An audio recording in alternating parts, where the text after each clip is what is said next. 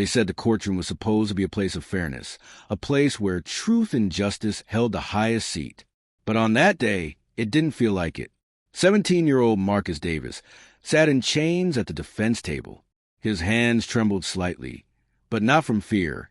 He had already spent months in juvenile detention.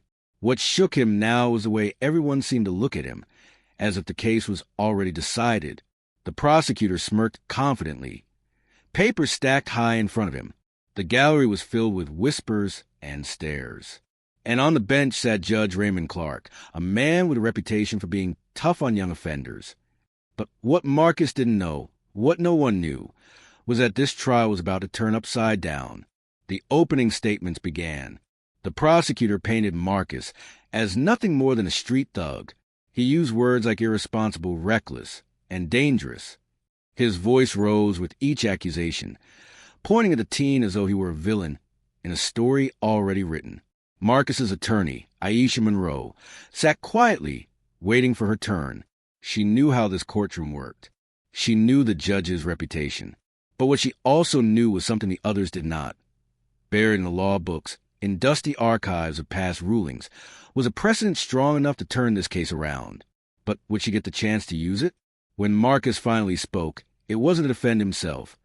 It was to answer the judge's condescending question. Judge Clark leaned over his bench, voice dripping with disdain. "Do you even understand what's happening here, son? You sound like a child. Maybe you belong in preschool, not in my courtroom." The room went silent. Some laughed under their breath. Others gasped.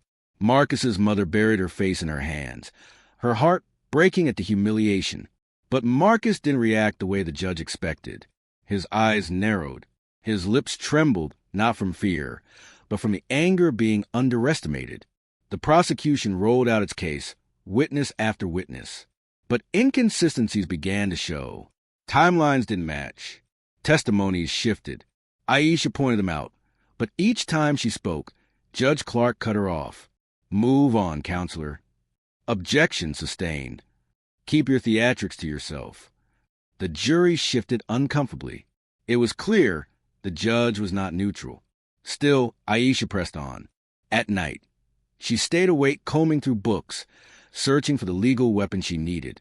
And finally, she found it. A Supreme Court ruling from decades ago, one that directly protected Marcus's rights. But she worried. If the judge mocked Marcus so harshly in open court, would he even allow her to argue it? The day of closing arguments arrived. The air was thick, heavy, as though the walls themselves were holding their breath. The prosecutor stood tall, pounding his chest with confidence. "Ladies and gentlemen, this is not about sympathy. This is about accountability. Marcus Davis made his choices, and now he must face the consequences." The jury nodded. The gallery murmured. For a moment, it seemed like the case was slipping away. Then it was Aisha's turn. She stood slowly, her eyes calm but blazing with determination. "Your Honor, before I begin, I'd like to remind this court of a ruling from the highest authority in this land." The judge rolled his eyes. "Oh, spare us the theatrics. This boy doesn't know the first thing about the law." Aisha paused. Then, with deliberate calm, she turned to Marcus. "Marcus, would you like to address the court yourself?" The gallery gasped. Marcus stood. His chains clinked as he rose, his shoulders squared. For a moment, the room mocked him with silence. Then he spoke. "Your Honor, in Smith v. Caldwell, the Supreme Court ruled that a defendant has the right to—" His voice rang steady, each word sharp and clear. "The very rights you've denied me in this courtroom." The entire gallery froze. The judge blinked, stunned. He shuffled through his papers, searching for something to refute it. But instead, he found the very ruling Marcus had quoted. His lips tightened, his face drained of color. And then, in a shaky voice, he began to read aloud. "The court affirms that every defendant, regardless of age or background, must be given—" He stopped, swallowing hard, because in that moment he realized he had just quoted the Supreme Court, and in doing so, destroyed the foundation of the prosecution's case. The silence broke. The gallery erupted in whispers. The prosecutor stammered, his face pale. Marcus's mother wept openly, clutching her son's chained hands. And then, bang, the gavel slammed. The defense's motion is granted. The judge muttered. Charges dismissed. The words rang like thunder. Marcus closed his eyes, tears streaming down his face.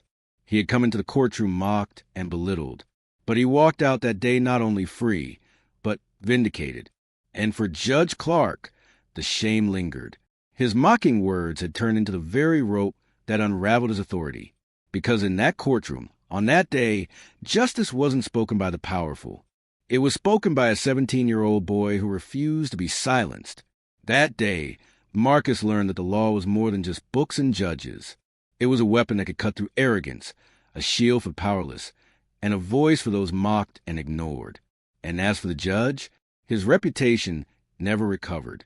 The case became a lesson whispered in legal circles, a reminder that no matter how powerful you think you are, the truth and the law will always catch up. And that was just the beginning of what Marcus would go on to do with his life.